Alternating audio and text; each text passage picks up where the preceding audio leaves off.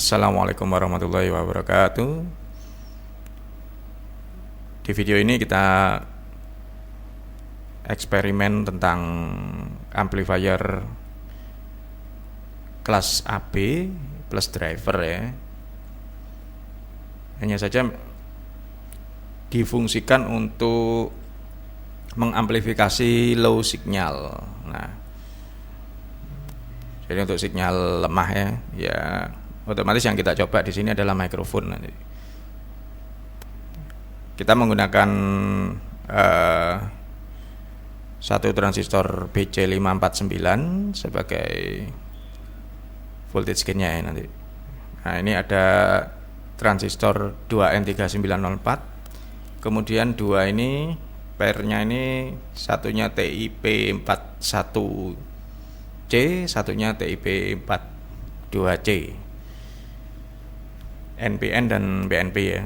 Karena saya ya kebetulan stok yang ada lagi ada dua jenis ini.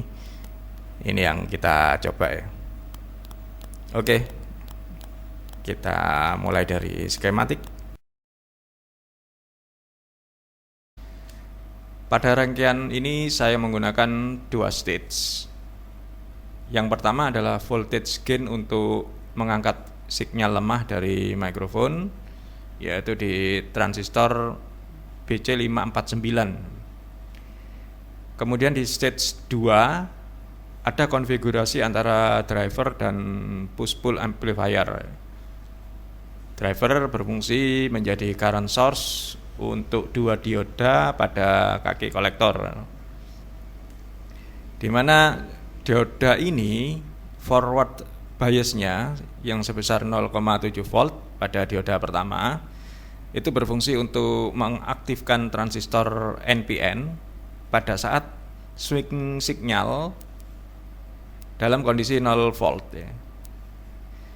Kemudian dioda 2 memberikan bias minus 0,7 pada transistor PNP, sehingga pada saat ada peralihan swing signal antara 0 ke minus 0,7, transistor PNP sudah dalam keadaan on. Nah, ini tujuannya untuk menghindari adanya dead zone ya, atau yang banyak kita kenal sebagai crossover distortion. Nah, nanti akan terlihat di situ ketika dioda itu dilepas, dua dioda ini tidak digunakan, langsung bypass ya. Nah, kita bisa melihat crossover distortionnya, dan itu akan menimbulkan efek suara yang ya banyak distorsinya, banyak harmonik ya. Nah, itu yang kita hindari kalau melakukan recording. Seperti ini ya bentuk dari waveform kalau terjadi distortion. Yang kuning itu outputnya dari push pull, yang hijau itu pada output di driver ya sebelum masuk ke push pull. Nah, ini kondisi ketika dioda tidak kita gunakan. Nah, ini distorsinya yang terjadi, crossover distorsi. Nah, kemudian pada saat kita menggunakan dua dioda tadi, gainnya juga terangkat. Kita lihat ya berapa gainnya di sini. Di situ tertera di channel 2 yang hijau itu 3,2 volt, kemudian outputnya di amplitude-nya 2,98 ya. Karena untuk emitter follower memang ada sedikit pengurangan karena melewati junction-nya, itu junction dari basis ke emitter ya. Untuk rangkaian secara fisik, gambaran persambungannya adalah seperti ini. Jadi frekuensi respons yang pada rangkaian ini berada pada range 20 Hz sampai 20 kHz. Ditentukan oleh dua kapasitor decoupling di sini yang bereaksi dengan input impedance ya, dan output impedance pada stage ini. Nah, ini kita cek frekuensi responnya ya. Ini dalam keadaan di posisi frekuensi 1 kHz, tidak terkena cut off frekuensi. Jadi kita akan pindahkan nanti ke 60 Hz. Ini. Nah, nanti di 20 Hz amplitudenya harusnya dia sudah di 2,1. Karena rumusannya kan tadi 3 volt dibagi akar 2 ya.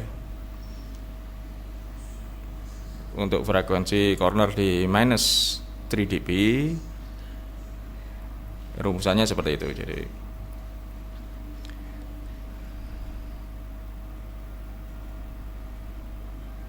oke, nah ini pada saat 20 Hz, nah dia berada di 2,1 sesuai dengan perhitungannya ya sudah ya tentang frekuensi respon. Nanti akan kita lihat di 10 kHz.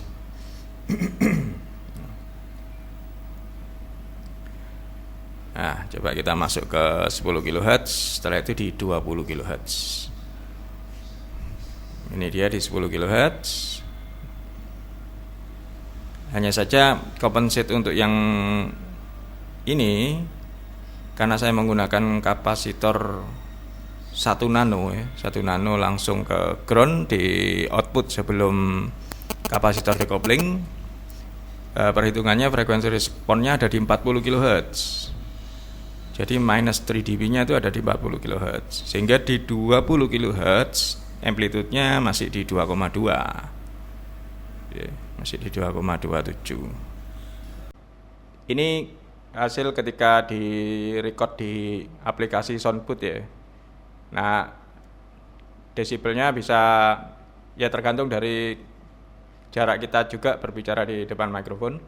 Cuman secara standar dia bisa sampai ke minus 6 atau minus 3 dB ya desibel. Nah, ini pada saat saya kondisi tidak ada input suara di mikrofon ya, saya diam.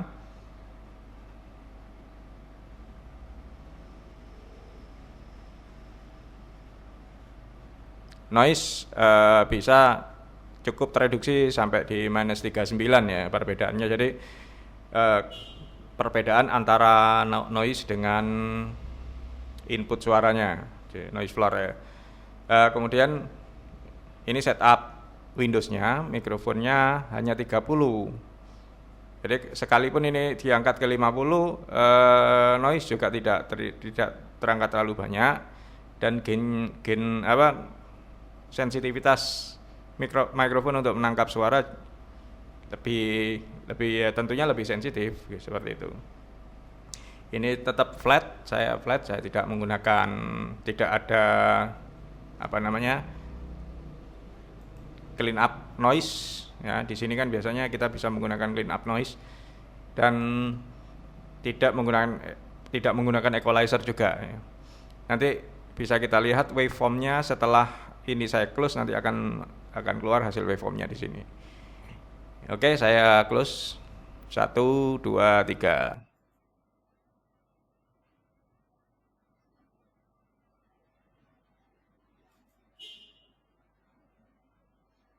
Oke, ini komposisinya ya. Perbandingan antara waveform dengan noise-nya. Ini noise-nya segini.